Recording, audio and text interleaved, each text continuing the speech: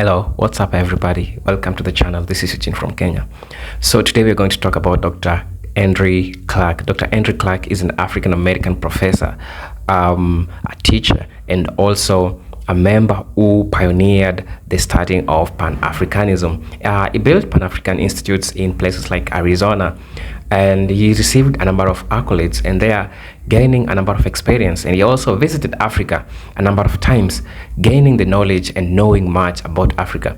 Now, I want you to listen to his sentiments, what he says about Africa, the motherland.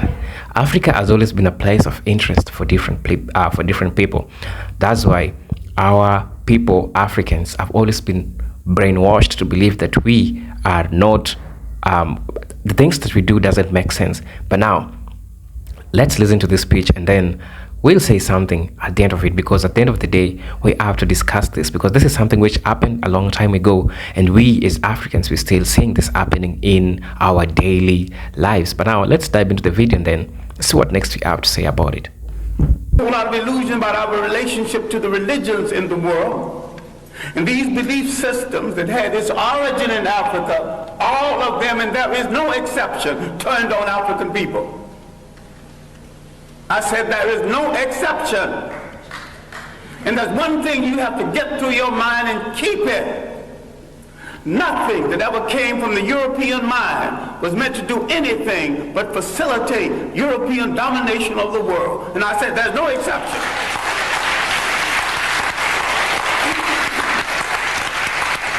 Everything that was brought into this continent, everything, every idea, every so-called religion was meant to dominate and to control. The Arabs had no illusions about it. The Europeans had no illusions about it. You were the ones with the illusions. And yet every element that went into the making of every major religion in the world started in Africa. Why is it that you are so naive? You let people redress something that you invented, sell it back to you, and enslave you through it.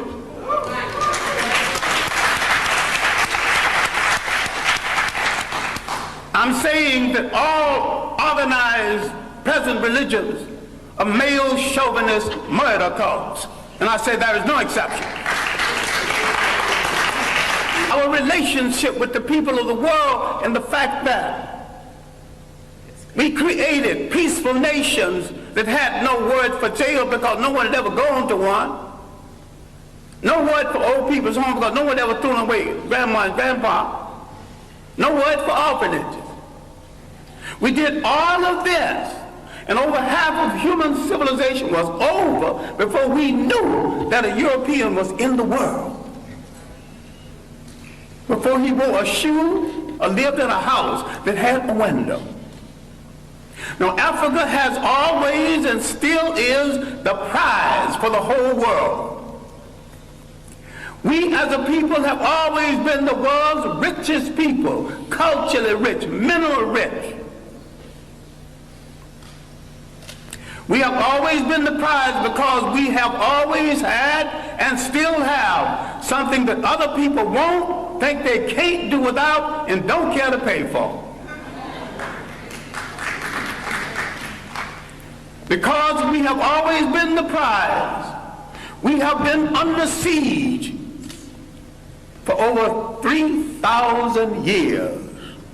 Nothing that ever brought into Africa from the outside was meant to do the Africans any good.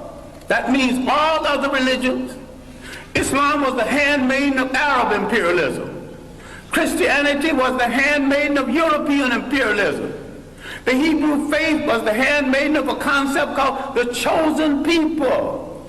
Now, if God is kind and God is merciful and God has no stepchildren, he won't choose one over the other.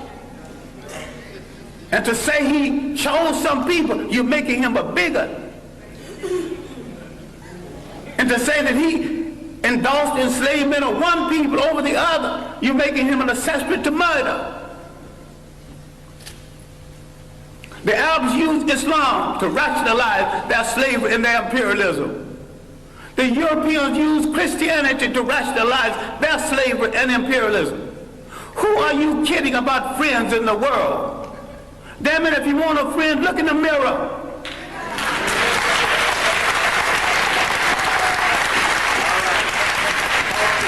Why are you buying third-rate junk from third-rate people thinking you can't make it? Why don't you at least make a safety pin to hold your child's diaper together? Teach. Who has programmed your mind into thinking you can't make a car?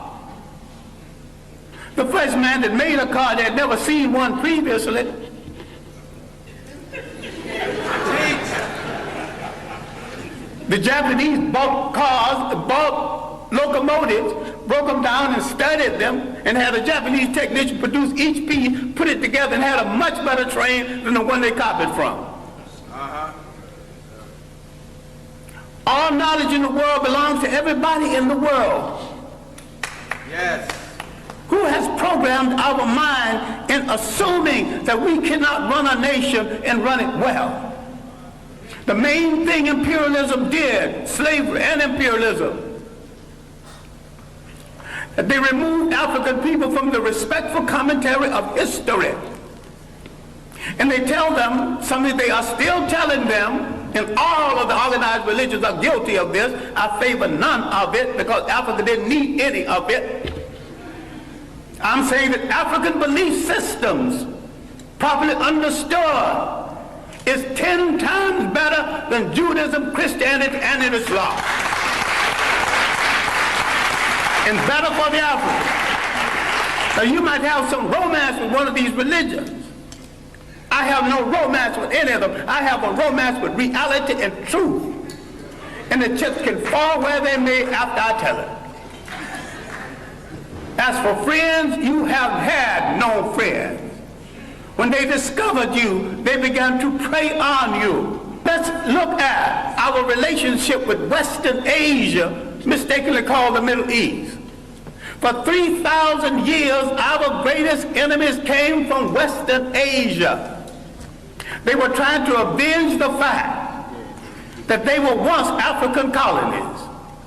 You read a book called When Egypt Ruled the East, and you get some of the basic information on this. Now, the first visitors to Africa came in the 1700s BC. These were the people who would later be called Hebrews. Now, black people are ticklish on this because black people think that everything in the Bible is true. I question the intelligence of anyone who thinks everything in the Bible is true or supposed to be true.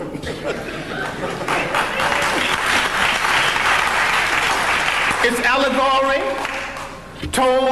stories told to illustrate a point at a time when there were very few people reading books.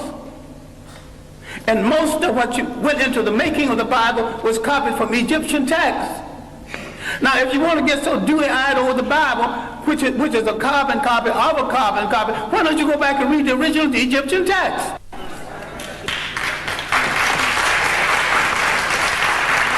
Then you see where all these stories started from. You see where the story of the Exodus started from. Now, you get so dewy-eyed, you actually think there was an Exodus.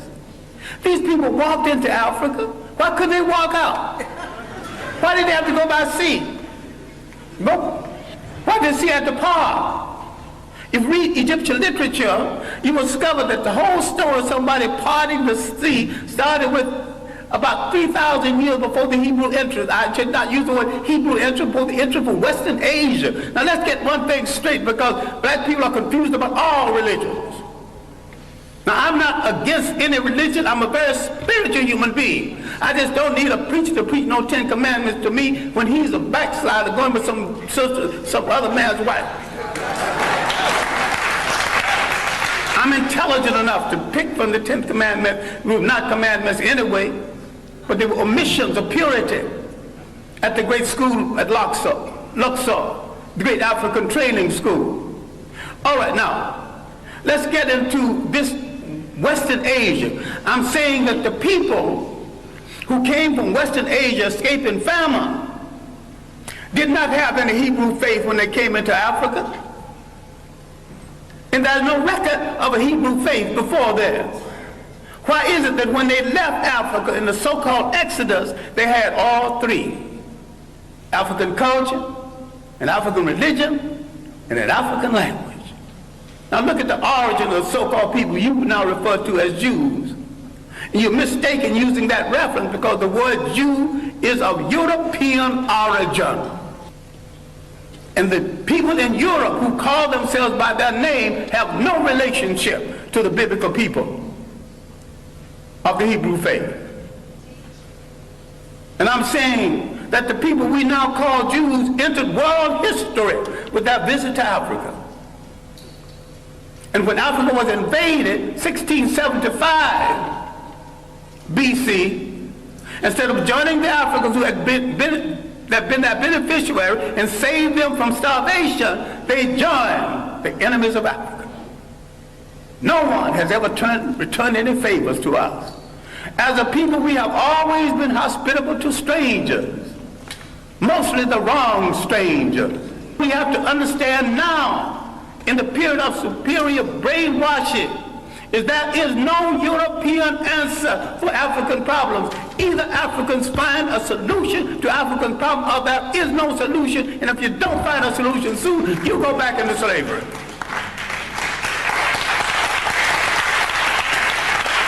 We have to stop all of this nonsense about who belongs to what religion when all of them were imposed on us in the first place. We stop all this fight between Muslims and Christians when neither one of the religions are doing them any good or moving them toward independence. All of them are handmaids of conquerors. All of them are religions of conquerors. We were naive when we accepted their interpretation of something that we had all along. I'm saying we need to take a good look at ourselves. I'm not talking about burning churches. I'm not talking about getting rid of religions.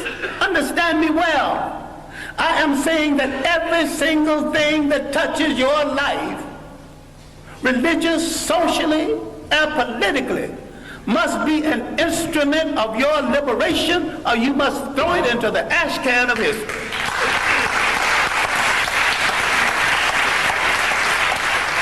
Develop a liberation Islam. Yes. And if you develop a liberation Islam, you have to turn on the supreme slave traders who were in the slave trade 1,000 years before the Europeans, the Arabs. Yes. And most brothers who think they're Muslims are merely Arabists. Forerunners, vanguards of Arab propaganda. The Arabs are not above joining the Jews against black people. In America, they're already doing it in Detroit. In America, they're already doing it in real estate. You got some dewy-eyed thing that you got a friend. I still ask you to look at that mirror. And if nothing staring back at you is friendly, then you got no friend. But this is why you start friends. All right. I'm saying something which you need to reconsider. I'm saying that everything that came into Africa, every people that came into Africa, did not come to do Africa any good.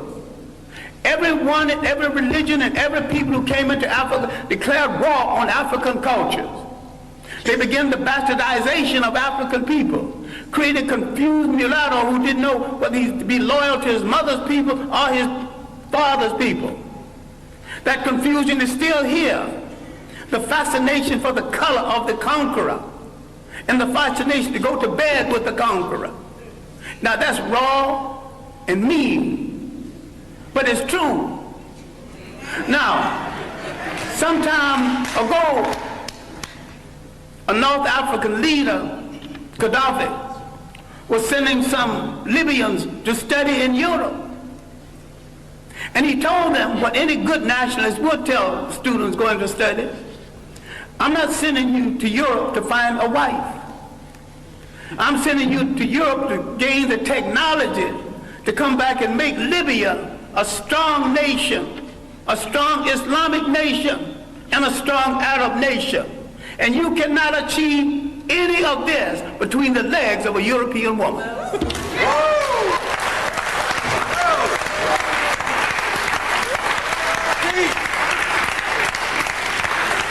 When is somebody going to get strong enough to tell Africans going to school, you're going to come back home and pair up with a sister, but if you want to pair up over there, stay over there. Now, if there is one thing that I always say about this channel every time I tune in, it is that Africa has always been the prize. And I'm telling you this as a matter of fact. This thing, it never started today. It started for a long time ago. And most of Africans even don't know this, that Africa has always been the prize. I mean, look at the resources that we have. Look at how the climate in Africa is so peaceful. People are seeing Africa as a place where you can invest when it comes to business-wise. Now, people who are not African descent generally are mostly the one who are gaining more interest in coming to Africa because they know very well that Africa has always been the place. It is always not for the good intention. It is either using Africans for their own benefit. It's either testing the projects that they have. Africa has always been the first place of interest. When medicine is being tested, they are going back to Africa to test with Africans. When something illegal is being tested, they need to test it in Africa. When it comes to gas pollution, they fetch industries, they do it in Africa. Why do you think so? Africa has always been a place of interest. It raises a number of questions that I also want us to think about it, as we go in this African journey. Also, one thing that he addressed that I also want to back up what he said is about the mind. Most of us are brainwashed, from the religion, from the belief system that we have about some things in Africa. A number of things have been brainwashed about us, we Africans, and we believe that we are substandard humans. It is unfortunately that most of we Africans today, some of us still see those Europeans as some gods, and it is not a great thing. This means that we have been brainwashed. We have been brainwashed to believe that our cultures are not good. We have been brainwashed to believe that our belief system is not enough.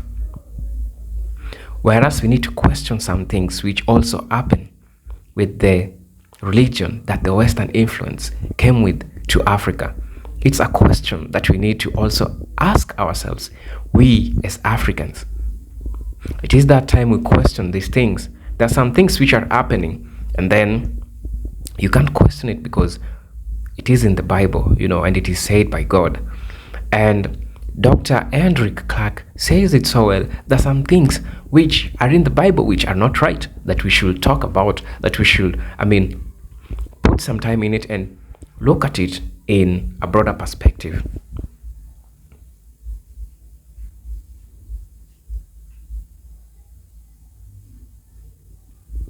I'll say again, most of us have always been brainwashed to believe that we are just some substandard human beings, which doesn't have anything to do with greatness, Whereas in reality, we have always been great that we don't know.